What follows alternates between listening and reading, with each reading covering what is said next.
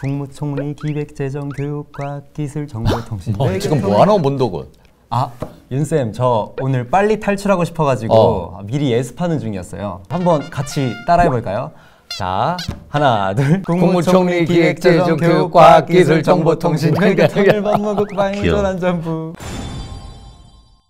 아, 오늘 문도군이 권한대행 서열을 외우고 있었구나. 아, 이거 다 외우다가는 오늘 탈출 못할 것 같아요. 아, 좀 알려주실래요? 헌법 제71조에 보면은 대통령이 거리되거나 사고로 인하여 직무를 수행할 수 없을 경우에 국무총리 또는 법률이 정하는 국무위원 순으로 권한을 대행한다라고 되어 있어요. 거리가 근데 뭐였죠? 권위라는 게 직이 비어있는 상태. 베이컨트하죠, 베이컨. 아, 베이컨. 베이컨. 아, 맞아. 이거 한 것 같이 네. 기획재정, 교육 뭐 이런 식으로 권한 대행이 있는 거예요. 좀 밑에까지 권한 대행이 갈 상황이 있나요? 사실 그런 경우는 거의 없어요.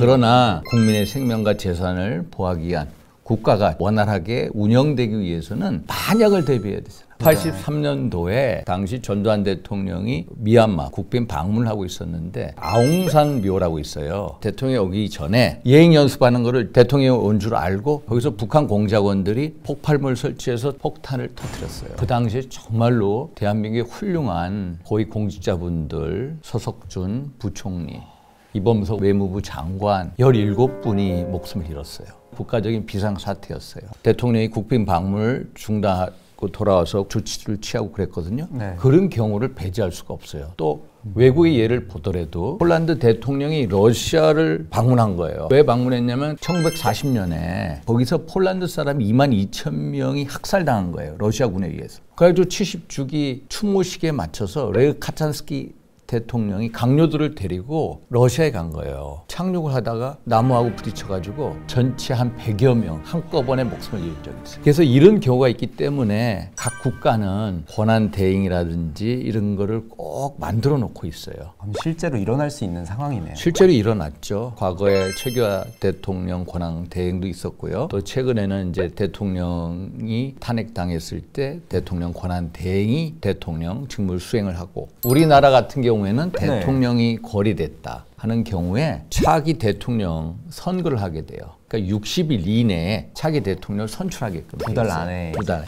헌법 조항으로 돼 있어요. 미국의 경우는 좀 한국과는 좀 다른가요? 아, 미국은 좀 달라요. 1963년 11월 22일 달라스를 갔다가 존 F 케네디 대통령이 암살을 당해요. 암살을 당하니까 그 당시에 존슨 부통령이 바로 대통령 취임 선서를 해요. 바로 대통령이 돼요. 그래서 자녀 임기를 채워요. 1972년도에 당시 미국의 대통령이 닉슨 대통령이었어요. 그 워싱턴에 가면은 이제 키브리지가 있고 그 밑에 워터게이트 호텔이 있는데 거기에 민주당의 전국위원회에다가 도청장치를 설치한 거라. 그래가지고 이게 대통령이 연관이 돼 있다. 그러니까 닉슨 대통령 아니다라고 발뺌을 했어요. 법사위를 중심으로 대통령에 대한 조사를 한 거예요.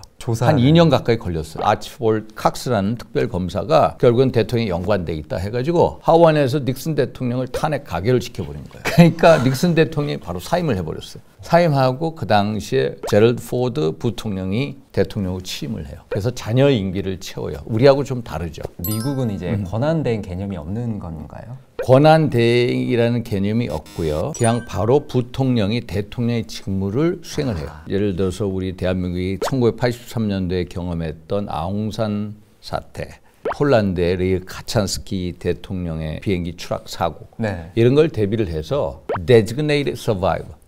영어 알아들 수 있어요? designated survivor요? designated, 지정된 survivor, 생존자. 지정생존자라는 제도를 두고 있어요. 우리는 그게 없어요. 지정생존자라는 게 뭐냐면 미국 대통령이 의회에 가서 시정 연설을 해요. 그러면은 이제 정부 강요들, 상하위원장들 다 오잖아요, 부통령. 그러면은 정부 강요 중에 한 사람을 designated survivor, 지정생존자로 해서 어디 딴 곳에다가 숨겨놔요. 만약에 의회에서 갑자기 불상사, 폭발물이 터졌다. 전체 모든 그 안에 있는 분들이 목숨을 잃었다 하면은 누군가는 대통령 해야 되죠. 그렇죠. 살아있어요. 네, 누군가는.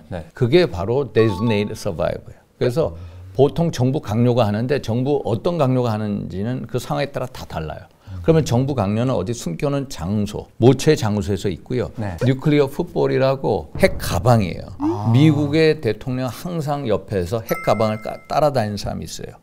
그래서 지정생존자는 모처에 숨어 있으면서 뉴클리어 풋볼을 대신 간직하고 있어요. 이게 미국의 designated survivor, 지정생존자라는.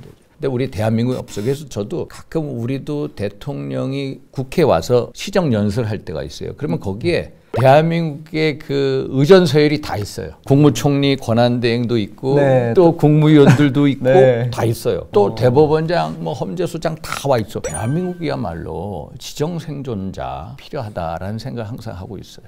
권한대행, 의전서열에 대해서 좀 배워봤는데 혹시 해주고 싶으신 말이 권한대 이거를 공부를 했습니다만 중요한 것은 네. 서열이 전부가 아니다. 국민을 위해서 국가를 위해서 사명감과 책무감과 명예심을 가지고 봉사하는 공복의식이 중요하다. Public servant라고 그래요. 이런 게 중요하다. 이런 말씀을 드리고 싶어요.